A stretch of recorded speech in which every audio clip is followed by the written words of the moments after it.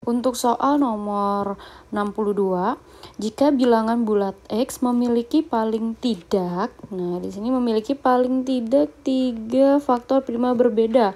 Di manakah bilangan berikut ini yang merupakan bilangan bulat? Jadi kalau misalkan di situ di soal X itu memiliki paling tidak paling tidak 3 faktor ya, 3 faktor prima.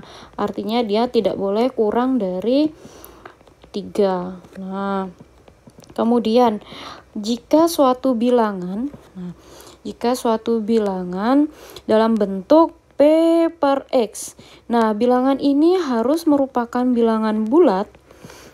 Harus bulat. Syaratnya adalah X itu sendiri harus merupakan, X itu merupakan faktor dari pembilangnya. Nah, X itu harus faktor dari P. Jadi contoh, kalau misalkan untuk pilgan yang A. Pilgan yang A itu adalah 3 per X. Jadi supaya 3 per X itu merupakan bilangan bulat, maka nilai X-nya harus apa? X itu harus faktor dari 3. Berarti nilai X-nya harus berapa? Oke, yang di sini hanya memiliki 1 faktor prima ya, X-nya itu sama dengan 3. Oke, karena tadi di soal dia bilang paling tidak 3 faktor prima yang berbeda, maka A itu bukan merupakan bilangan bulat yang diminta. Karena hanya 1 faktor. Kemudian kalau yang B, 15 per X. Nah, agar 15 per X ini merupakan bilangan bulat, maka X itu faktornya berapa saja dari 15.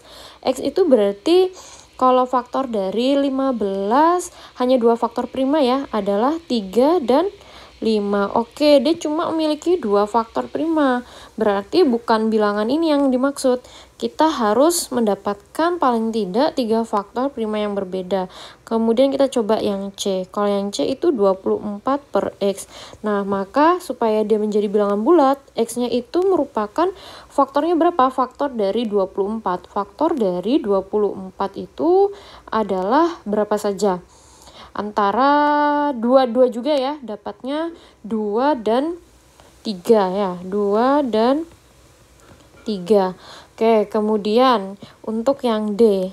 Nah, yang D ini 35 per X. Nah, artinya supaya menjadi bilangan bulat, nilai X-nya itu harus sama dengan berapa? 2 juga faktor primanya, yaitu 5 dan 7. Oke, di sini kita udah bisa melihat supaya semua pilgannya ini berbentuk bilangan bulat, nilai X yang memenuhi ternyata masih kurang dari 3.